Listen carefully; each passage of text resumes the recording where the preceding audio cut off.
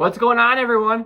It is my favorite time of the year. It is time for the NFL playoffs. As a Patriots fan, unfortunately, the best years of my life are over as far as the sports world goes.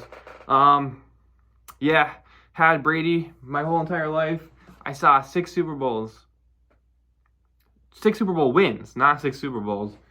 We went to a lot more than that. But 6 Super Bowl wins and some of the best Super Bowls you'll ever see. Unfortunately, we had a decline this year, and Matt Patricia ruined the offense, among other things, but everything did not go the way it should have gone. So I already saw that Gerard Mayo is now applying for offensive coordinator. I love Mayo. When he was a player, he's my favorite. He was one of my favorite guys to play as on Madden when I was on defense. But honestly, anyone is better than Matt Patricia at this point. So I cannot wait to see someone else be offensive coordinator, and hopefully they will actually try to work to Mac Jones' strengths. I say give him one more year, give him one more chance, see what that guy can do. Disappointing year for Patriots. The first year we didn't make the playoffs with Cam Newton, that was a weird feeling. Like having a losing record, not making the playoffs, it was shocking. It was very, very shocking. The feeling I felt was something I had never felt before in NFL history. For me, it was just such a weird feeling. Never had experienced it before. Like not going to the playoffs, not winning these games. What is going on? I'm gotten a little more used to it now. Not liking it. We still don't like it as a fan base. Like we are really disappointed. We went 9-8 this year? 8-9, 9-8. I don't know, whatever. That's a bad year. We were the 7th seed last year, but we had high hopes because Mac was a rookie. So whatever. We got to figure some stuff out on the Patriots side of the football. But let's get to these NFL playoff predictions. I'm still a huge fan of football, and I'm really excited just to see what happens. A lot of exciting teams and quarterbacks. So this is going to be just a great playoff run. I just know it. So first off, let's start with the AFC. I'm not going to go through each game in chronological order of like the Saturday games and the Sunday games and the Monday games. Let's just do AFC and NFC. Keep it simple. Also, it's because I can't remember what games are what days. So, we have, and don't get me started on the whole AFC Championship scenario where one home game might be played in the Mercedes-Benz Stadium to like get rid of home field advantage. I don't remember. I think it involves the Bills and the Chiefs or Bills and Bengals. I don't know. Bills and Bengals. I don't know. Whatever. Anyway, not important right now. So, we're still in Super Wildcard Weekend. So, let's see how we do here. My first pick is going to be for the Bills and the Dolphins game. I'm going to tell you right now, I think it's going to be a blowout. I think by the time the fourth quarter hits, Josh Allen will be like sitting on the bench resting for the next game. The Bills are going to mop the floor with the Dolphins. I know the Dolphins put up a good fight against the Bills both times they played. I know the Bills struggled against a Patriots team that's not great. But, it's just everything's going to be a snowball effect for the Dolphins. Tyreek Hill and Jalen Waddle are not going to be able to win them the game when they're playing with a third-string quarterback. So, the Bills are going to destroy the Dolphins, I think. I'm pretty sure the Dolphins are without their running back too, Mostert. So, correct me if I'm wrong, but I think it's going to be a Buffalo Bills blowout in Buffalo. That crowd's going to be going nuts. Just out of curiosity, I looked on Ticketmaster to see if they were even having any resale tickets. No, they have been sold out. That Buffalo crowd's going to be crazy. Buffalo's going to win, and I don't think it's going to be close unless the Bills just get in their own way and mess around. But they should know better by now. So, Bills win. Moving on to the next game, we have the Ravens at the Bengals. A lot of people are predicting this to be a closer game. I don't think so. I think it's going to be just another blowout. I think Joe Burrow is just going to light up the Ravens. It doesn't look like Lamar's coming back. I don't know if they've officially ruled him out, but I don't think he's playing. Even if he is, he's injured. It's not going to work out so well.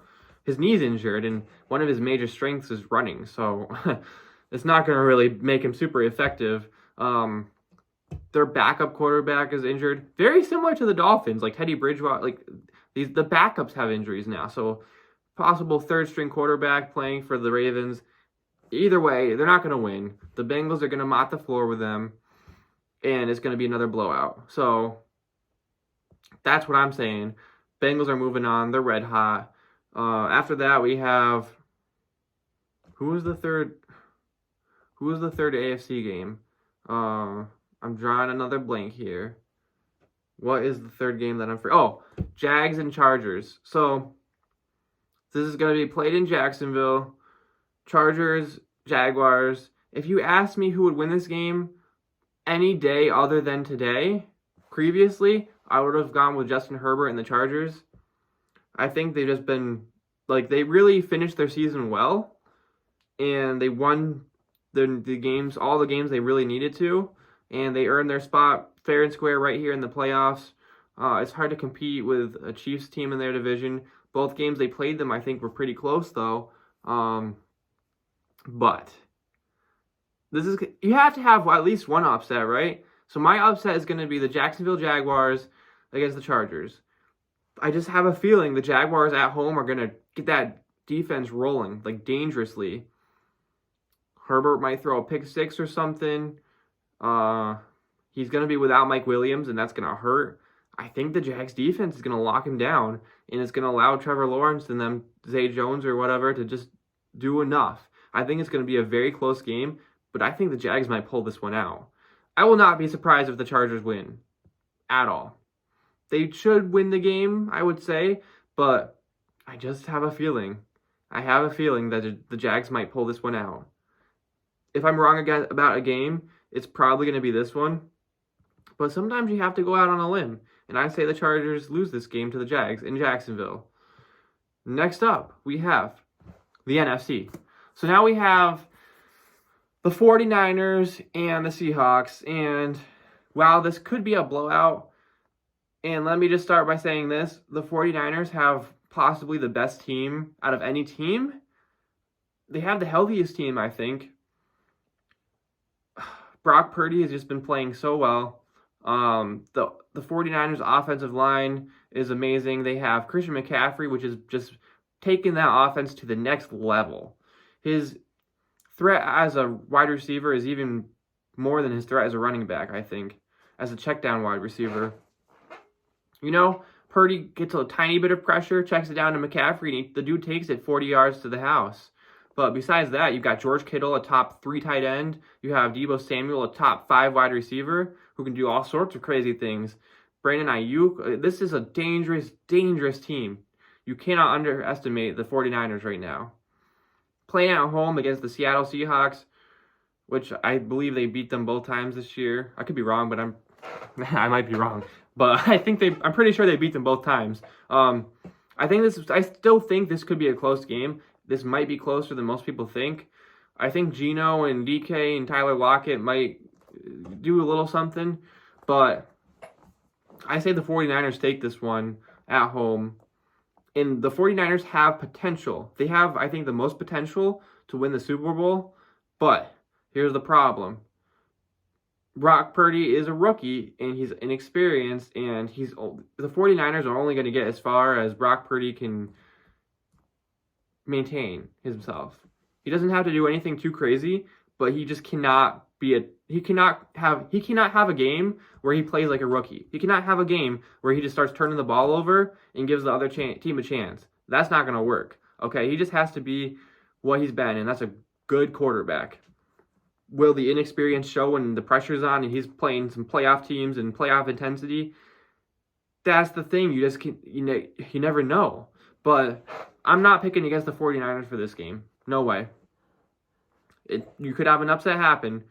They wrote Geno off, but he didn't write back, right? But I'm still going to go with the 49ers here. Yeah, it's a really good team.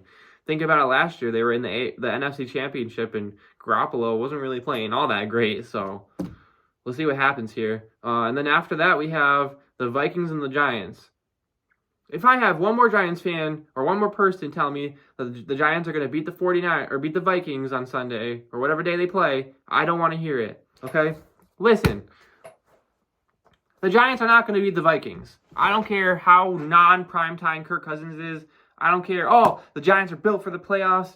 Oh, the Vikings are going to blow it. They're not built for the playoffs. They're a fake. I don't care. Daniel Jones is a fake. I don't care how good their head coach is. I don't care how good Saquon is, whatever, blah, blah. No. The Vikings are the better team. They got Justin Jefferson. He's going to tear up the Giants secondary, which they don't really have much of. The Vikings are the better team. They're going to win. The Vikings are going to win. They might win the game by 3 points. They might win by 23 points. But the Vikings are going to win. All right? They're going to beat the Giants. They're just going to be too much, just like they were in the regular season. So, the Vikings are going to win. That's a lock, okay? The Vikings are going to win. And then all of you Giants fans can just suck it up. Now, with that being said, let's move on to the very next and final game. And that's the matchup that I'm most excited for. That's the Cowboys and Buccaneers, which has somewhat become a storyline just because, you know, the first time they played each other a couple of years ago, the first week of the season, it was a crazy game. The Cowboys really could have won, should have won, you could say. And then the beginning of this year, the Bucs won. But now, you know, they didn't have an impressive year. They struggled all year. They kind of ended the season hot. But the Buccaneers have a lot of question marks. How are they going to do? But then again, you have the Cowboys who played great midseason, and then, like, Dak has thrown 3 pick sixes in a row against 3 different teams. Like, what is he doing? I don't know. He's just getting ready to choke in the playoffs again. This is a huge game for Dak Prescott. He has the most to lose out of any quarterback this year in the playoffs. Like, there's nothing stopping him from taking this Cowboys team to the Super Bowl besides himself. That's it. He's got the defense. He's got Micah Parsons. So what's going to happen? Is Micah Parsons going to get to Brady with their own line issues? Is Brady just going to get into playoff Brady form and smoke the Cowboys? And Dak Prescott's going to choke it away? I don't know. I know one thing for certain, though. Even though I think this is one of the best chances that they've ever had to eliminate Brady in the first round of the playoffs from any team, I am not betting against Tom Brady in the playoffs. It's not going to happen. Not in the first round especially. I don't care if he's 45, 46, 48. Doesn't matter. I'm picking Brady. I'm picking the Buccaneers. And that's just what we're going to do. And I know that for a fact. I know that's the Monday night game. So, that's going to be interesting. So, those are my NFL Super Wild Card Weekend picks. Let me know what you think in the comments. And we will see you next time for the divisional round.